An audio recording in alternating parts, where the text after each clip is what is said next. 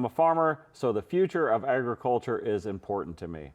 The future of agriculture is taught best by FFA teachers, advisors, all that go on at the high school and college level. And especially today, our guest is Alex Johannes from Highland. How you doing, Alex? I'm good. Yeah. I'm good. Happy to be here. You're from Highland. Now, where is that from Peoria? From Peoria. About two hours and 15 minutes. You're south, right? Yes, south. Okay. Is that where you're from originally? I'm not. I'm from outside of Nashville, Illinois. I grew up on a farm. My dad and grandpa raised cattle and grain crops, and that's just been where I've been until I left to go to college and moved up there. And yeah. Well, when you were growing up on the farm, I mean, were you out there underfoot pestering, or did you have much to do with it? I was more of a watcher. Like, yeah. I am very much one to sit and observe. Like, I would see Dad and Grandpa making passes out in the field, and I'd be glued to the window, you know, doing like the little kid look. Looking the window? No, the look, like actually looking, seeing what they were doing. Very few times, like, I've actually been up with them, like in the combine or in the tractor. Mm-hmm. There are some memories of me as a little kid sleeping in the bottom of a Gleaner combine. A Gleaner? A Gleaner. I'm surprised you didn't fall through the floor. Well, like, we love our Gleaner combines. Those are now our like retired parts combines, because it's like Build-A-Bear, you know, you pick the parts out and put them in the new one to fix hopefully the problem with that, and just hope for the best with it. But so, not everybody gets the inside jokes of agriculture, but you have different combines, right? You got the Elite, which is a John Deere, and then you've got some other stuff in the middle, and then you've got the Economy version, the Gleaner. So Gleaner people are very proud of their combines, because I feel like they have to be, because they get poked at. Yeah, I mean, Dad did upgrade a couple years ago to an actual like nice big John Deere combine, a little bigger than those Gleaners that I've seen a few years, seen a few harvests. But I think he's happy to be rolling in that. Doesn't really catch the butt of many Gleaner jokes anymore, but he loves it. So. Okay. Your dad is the reason that you and I met. Yeah, yeah. My dad loves your show. Loves like following you and Emily, and like, you know, seeing what you guys do. Sounds like a good man. He is a good man. Yeah. Like, he is so disappointed that, like, you know, he didn't get the chance to come up here and meet you. He's always out on the farm. He's always out driving his semis. He's actually missing for a DOT physical, and he was really, really hoping to like reschedule, but again, with time constraints, trying to get in, reschedule, it just didn't work. So anyway, this is my opportunity, I guess. Hi, Dad. I'm on TV with the Shark Farmer. So. He's not going to answer, is he? No, probably not. No, I mean, he's a man of very few words when it comes to texting, but hopefully he'll say something about this. Yeah. Really? He's like, oh, hey, Dad, this is what I do it today, and she give you just I'll does he do the emoji? Yeah, I get the thumbs up. I get the thumbs up emoji. Sometimes I get exclamation points, and those are fun. The only reason is because the phone probably gives that as an option to, like, I don't have to do anything else. Yeah, if it's like a convenient button, he'll press it, and he'll be just fine with it. So. All right, you went to U of I. I did, and I did actually bring you something, a little takeaway. So again, on the farm, you can never have too many multi-purpose tools. This is a bottle opener, a nail clipper, and a nail file, U of I branded. U of I. I like the bottle. You cannot open a bottle with that. See, this is what's wrong with the University of Illinois. I'm sure it'll work just fine. You got to give it a try, unless you don't want to try it because it has a U of I like black eye on it. No, I think we'll be all right. Nail clipper. Yeah, it's a multi-purpose tool. You can't do too much with it. Let's do one more. Okay. It's satisfying. They hate when I put stuff on the floor. Yeah. It's probably some HR violation right there or something like that. Oh. Well, thank you for this. Oh, you're welcome. University of Illinois. I hope you cherish it. You guys, you just want to put that on everything, don't you? Yeah. Yeah, I mean, we do. We're good at branding. You actually bought this. Well, my mom might have had a few trinkets from U of I sitting around, so. Are you a U of I family? Well, I'm the only one that went to U of I. We've always, again, known them for, well, not necessarily sports, we're not a sports school, but we are an No, ag school. They aren't even close. No. Hopefully this year football will take off, but No, we'll see. We'll see. no. I don't know. I've had some hope for basketball, but you know how that goes. No, that's just never going to happen, is it? No, probably not. But, What did you study there? ag leadership, education, and communications. Ag leadership. I didn't know that was, what do you learn there?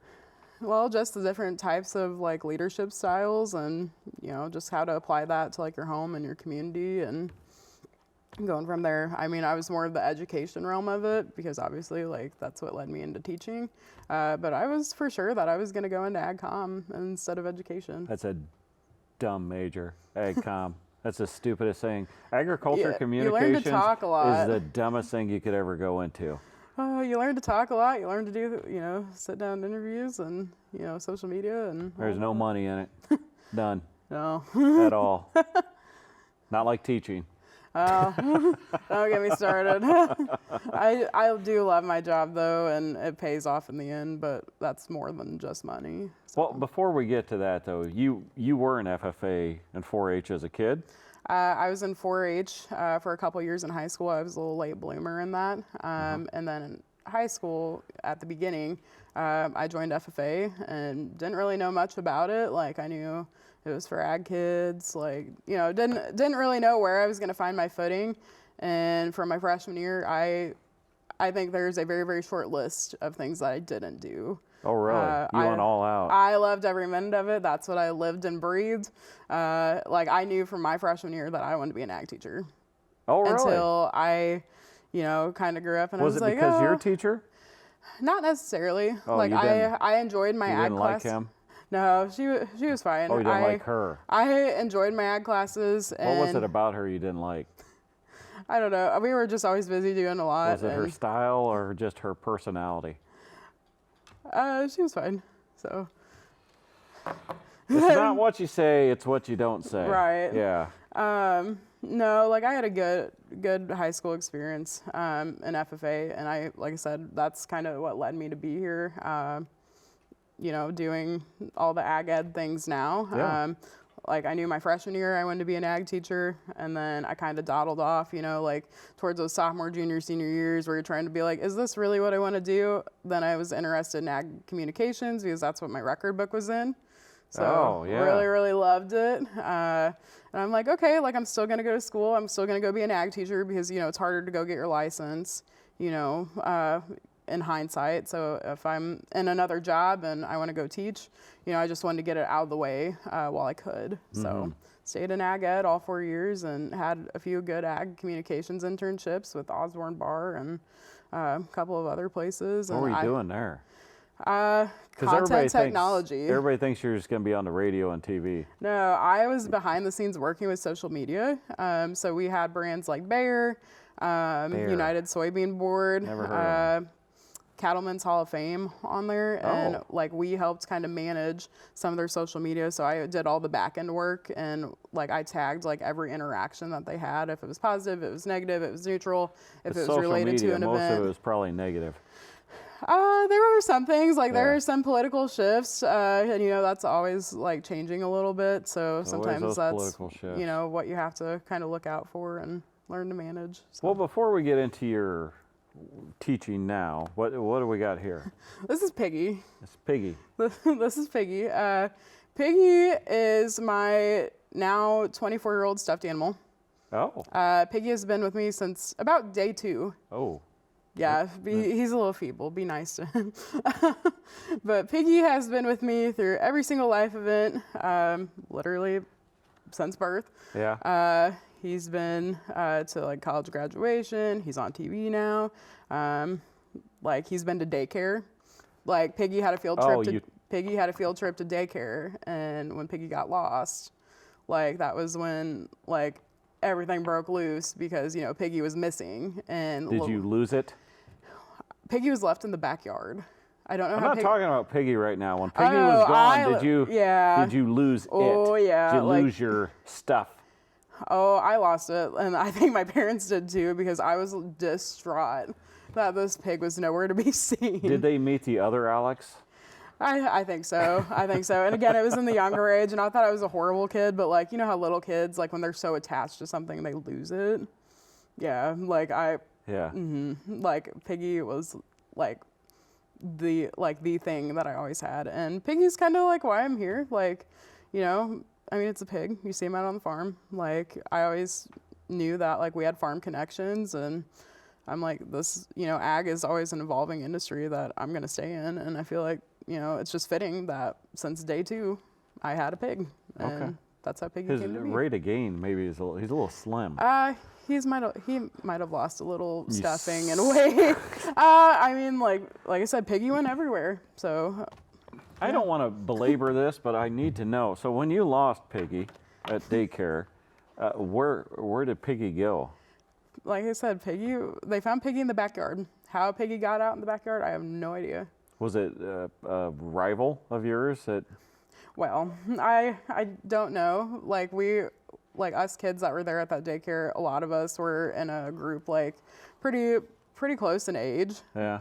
I don't know. I honestly probably could have brought Piggy out there and just dropped Piggy, but no, again, you have an assumption though. What's her name? What's her name? The one you think that took? Oh, Piggy? I don't know. What is her name? I had friends named Neil and Lane that were in Neil and daycare. Lane. Yeah, so you never know. They always messed with me a little bit because like I was like the one girl in the gang. Neil and Lane. What's their last names? I don't know. They live? Should I call them out? Well, they're from Nashville. I actually went to high school with them, so we grew up together. From Nashville. Yeah, but yeah. So I don't know. I don't know who took Piggy. Like I said, I think Piggy. I'm thinking Neil and Lane did from Asheville. I don't know, but yeah, Piggy's been on a few adventures. And what's with the pictures? Well, this is kind of the development of Piggy. So. Oh. Yeah, the little kid picture, that was about 3. Piggy kind of looks the same. Piggy looks a little fluffier then, so he might have the same? That is the same pig. That is the same pig. He might have not lost any of his fluff. Cute you are. Yeah, that was at age 3. Mom says that was like the terror years. Because usually there's the terrible 2s. So you had the terrible 3s. I was the terrible 3s. Yeah. Mom swears that the day I turned 4. She's the one that put you on wicker furniture. Well... Yeah. I mean. Okay, and then it still lives in my mom and dad's house. They love it. So. The picture or the pig? Well, the picture. You know, Piggy had to travel with me, and that's absolutely. That's my senior picture. Again, Piggy's been through it all, so. He's still looking good. Yeah, he's still looking good. He's had a few minor stitch-ups, you know, as, you know, a childhood stuffed animal does. You can have that thing professionally. Remember that Toy Story where they had him like redone? I know, but I'm not about to leave him at Al's Toy Barn, so he doesn't belong there. All right. Well, I'm glad you have some codependent issues. I mean, he lives in the sock drawer. What happened if you would lose it now? Would you freak out? Again, in my adult self, probably not freak out, but probably be a little concerned that, you know, like my little best buddy, like always went with me. Do we have a wastebasket? No. No, I'm trying to help. Not for I'm trying Piggy. to help you. No, that's. No, I'm trying to help you move on. Do we have one? Like maybe a shredder? Do we have a shredder? That's sad. PBS doesn't have anything. All right. But would you like to throw it away here on TV? I'd like to not, but I'd like Piggy to return home. Okay. He's been through everything. I expect him to go through the rest of everything else. Moving on. How did you get hired as an ag teacher / FFA advisor? Well, you know, went through the schooling at U of I and got put in my placement at... Every time. Yeah. I got put in my placement my senior year at Highland High School. Mm-hmm. So, you know, real southern Illinois. Is that how you say it? DuQuoin? DuQuoin. I said DuQuoin. DuQuoin. It's versatile. Irregardless, yeah. No, I actually got paired with 2 of the best cooperating teachers that I could ask for, and they were great with preparing me to go in the classroom. Mm-hmm. And like I said, you know, I was kind of in that stumble where it's like, you know, I had a nice internship with ag communications, and I really liked what I did there, but I also still kind of teetered because it's like, I don't think I could work an office job. Like, I wanted something that had variety, you know, I knew, like, you know, it just wasn't my calling in ag communications. And like from day 1 when I stepped in the classroom with Ann and Sarah, you know, I kind of looked at Ann Petrowski and Oh, Sarah I thought McInnes. you said Aunt Sarah. No, Anna Sarah, Ann okay. Petrowski and Sarah McInnes. Those were my cooperating teachers. They're good ones, huh? They were great ones. Okay. They were great ones. And I remember going home from the first day of student teaching, looking at my mom, and I'm like, I want to be a teacher. Like, I love this so much. Like, I forgot how good it feels to sit in a classroom and to be with kids and, you know, to actually teach them not just, you know, things about ag, but about life. And People always say that, but is it true? it's true. Man, it's true. I tell you, some of those young kids, you just want to shake until they don't move. Well, that's why I teach high school kids. That's why I teach high school kids. Like it's the they're like same. little young Yeah. adults, you know, like they're because growing up and you getting can't over hit that. them anymore, right? At No, school? no. Like not at all. No, I mean, can you shove them aggressively? no. Well, how do you deal with them then? Because they're little smart alecks. Well, you just have to find the human connection, you know, like just treat them like the young adults that they are and have those conversations, have the hard conversations with kids, because there's a lot of times, like, you know, teachers will sugarcoat it to have what a kid wants to hear, but sometimes you need to say things that a kid needs to hear. So again, like, I mean, all joking aside, that has to be kind of tough. Because I think I'd be the sugarcoater because I wouldn't want to talk to them anymore. But you're actually going to go and like dive deep into, because I'm sure a lot of them are dealing with really crappy home life, stuff Right. like that. And I was always told in college, and I think this feeds into why I wanted to be a teacher, is that teachers serve as the one steady constant that a kid has in their life. So if they don't have that support at home or whatever it might be, like they can come to school and know that, like, hey, Miss Joe, you know, she cares about me. Is that what they call you? Yeah. Miss Joe? It is. Is that okay? I'm fine with it. So it actually came from an FFA trip where one of the, I think she was going to be a junior that year, she looked at me and said, Johannes is kind of a hard name to say. Like, you know, there's a lot of syllables in there. Can we shorten that up? Because it's just a hard name. It's 3. Well, it got shortened to 1. So it soon became Miss Joe, and that's what stuck. And yeah, but I just want my kids to know that Miss Joe cares about them. They have a home in my classroom, and you know, like, you got to find the human connection to make an impact on them. That's fine and dandy, but when you go home, are you able to leave the school at school? Yes and no. Yeah. I feel like being a younger teacher, like, it's harder because you're trying to, you know, not get swept under the wave of constantly planning and being in FFA things and that type of deal. But now, like, you know, year 3 or going into year 3, like, you kind of learn to, you know, set the, well, this is things, like, these are things I can do at work or at school, you know, and kind of categorize them, and then spend the time that's like, well, I have only this much time between FFA stuff and school stuff that, like, I need to take this time for me and kind of find that divide. You're not that much older than the seniors. No. Is it ever an issue where you find that maybe being on the younger side, it's hard to establish respect? I think so. Yeah. I think, again, it goes to the same root of the problem. Being somebody who is, like, a younger teacher, like, they realize that, like, I might have gone through some of the same decision processes that they're going through, because I have a lot of kids ask me about the college search. You know, the college search. Oh, Like, yeah. what's it like to, you know, apply to a school, or how do you find scholarships, and, you know, how do you deal with that on top of everything else? And, you know, I just kind of take that and I go with it, and, you know, give them as much advice as I can as, you know, somebody that's recently been through that and, you know, is a recent college grad. And Do they kind of freak out about that, getting into college and all that? I've had a couple. Yeah. I've had a couple. One thing that was super neat last year is that I actually had a student who got into West Point. Oh. And seeing the, like, application process for him and everything that he had to do, and, like, super cool, you know, to see your kids go from, you know, scared little freshmen. I haven't had my first class yet that's graduated as seniors. Like, my class that I started with, they're now juniors. But again, So next year. Yeah. So next year at graduation, if I'm a little misty-eyed, I'm gonna miss those kids and the antics that they always have. You know, like sticking glue sticks to my ceiling. You know. So, and you find that humorous? Well, I couldn't sometimes. be a teacher. I couldn't be a teacher. It was like a class experiment. Like, I walked in and there's a glue stick hanging up on my ceiling tile, and I'm looking around, the kids are just sitting there and they're snickering and they're like, "Hey, Joe, look up." And I'm like looking around at them and I'm like, "I am looking up. I'm looking at you." They're like, "No, look up."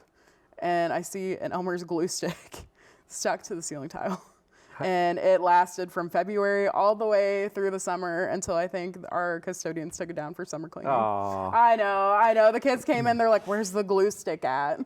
So it was holding up there by the glue? Yeah. Well done, Elmers. Well done. That's impressive. Yeah. Okay. Okay, so what type of classes are you teaching these kids? Because I know we talked about you're teaching them how to make bouquets and stuff like that. Yeah, so the beginning of the day, I have a physical science class in ag, and it swaps every year with a biological science class in ag. So again, we're talking about non-living things, living things every other year. Then I move into my 2 sections of floral design. So making the bouquets, making corsages, boutonnieres. Yesterday we actually did some floral taping. So we had a bunch of like those dum-dum pops, and we're making like what? Like the like the dum-dum suckers, like the lollipops. Oh, yeah. And we were taking like floral tape and wrapping them around to make like little bouquets in the shape of flowers to give back to like teachers, as a little back to school gift. So like teaching them some of the fundamentals. We talk about international flower trade. We talk about conditioning and preserving of flowers, like basically keeping them alive when they're cut off the plant. Then I teach ag science, which is soil, crop science, animal science, food science, and then intro, which is just a little bit of everything from shop to ag. Well, and there might be some people hearing this going, "Oh, flowers, whatever." No, it's huge. We make up numbers on this show. It's like a $400 trillion business in this There's state. a lot of money in it. There's people and there's farmers that make a very good living catering to that stuff, but there is a lot of science that goes behind it. Right. Yeah. And I mean, that's the thing. It's knowing how to arrange those things and how to keep them alive and the science behind it. What else are some of the more unique things you guys do there in your school? Well, I mean, FFA is everywhere.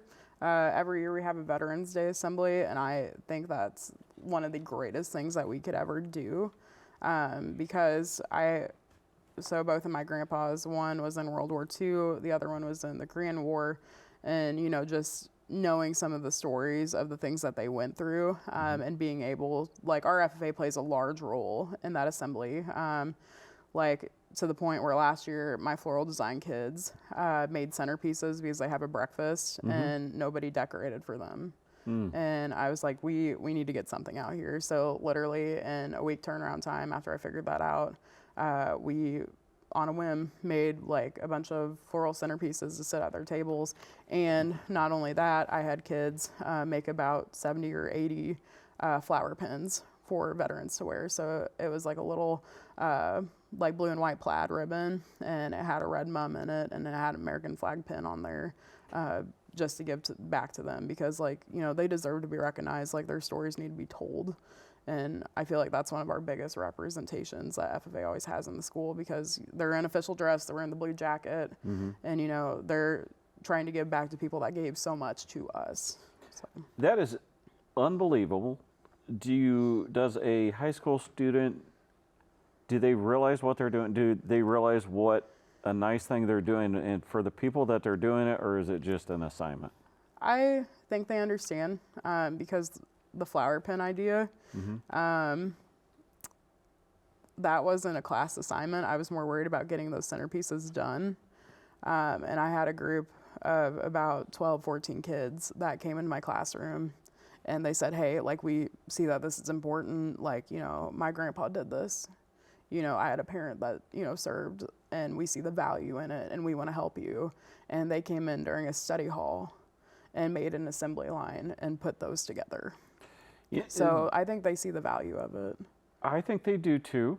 And I think it's because of teachers like you, because, you could just check the boxes. You didn't have to do that.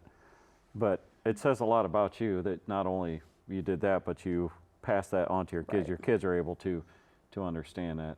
Highland High School, what's your mascot? Bulldogs. Okay. I thought it'd be something high or whatever. Yeah, no. I mean, they're the Highland Bulldogs. Okay. We Are you love the guys Bulldogs. good at sports and stuff? We're pretty good. We're Yeah. pretty good. So it's looking like golf and soccer might be taking off pretty well. Football, we're still waiting. We only had one home game, and that was last week. And now we're sitting. Well, it wasn't actually a home game. It was actually in Jacksonville, Illinois. So quite a stretch, from Highland. But yeah. we're sitting. We're waiting for our first home game because, everybody in the community and the brother, shows up to those football games. Oh. With the high school and that spirit, I mean, it seems like the kids today, I don't know, maybe didn't have the high school spirit that they maybe had 30 years ago. Are you seeing a resurgence in that? Well, I think our hooligans club does a great job. What Is that? It's our student section, and the seniors are the ones that lead it. So similar to Orange Crush, they're out there and they're doing that, having such a great time. You can't help yourself, can you? No, I mean it's a part of my life. I was in that. The rest of our short time talking about the University of Illinois. Oh, I mean, and how superior they are to Southern. Well, I mean, U of I was home. U of I was home, and it's always going to be home no matter what I do. That's where I come back, and I mean, ILL. That's. Oh, be that's quiet. No, nobody. No. Well, first of all, I want to thank your dad for watching. Yeah. I mean, you should take a lesson from him. I mean, I watch too. Watch this show. I knew who you guys were. I think Gary Johannes played a good role in that, but I mean, he loves RFD TV and he loves just watching the Shark Farmer, and he was blowing out of his mind and was like, so she actually met the Shark Farmer? It's literally I did. farm shows. That's all it is. It's FFA kids coming up to me and say, "Oh, my grandpa watches you." Well, actually, so the coworker I was walking with, Claire Geiger, she was like, "Hey, there's Rob Sharkey. There's a Shark Farmer." And I mean, I bolted because I'm like, I have to go get this opportunity for Dad. So, and I mean, it had to look like the Roadrunner and like a blast of smoke and dust and whatever it was. But well, Alex, I want to thank you not just for coming today, but what you're doing for these kids that are in your life. You could tell that you truly care about them, and you're trying to make their lives better with your interaction. It says a lot about you. It says a lot about FFA. Alex, thank you for coming. Everybody else, we'll catch you next time.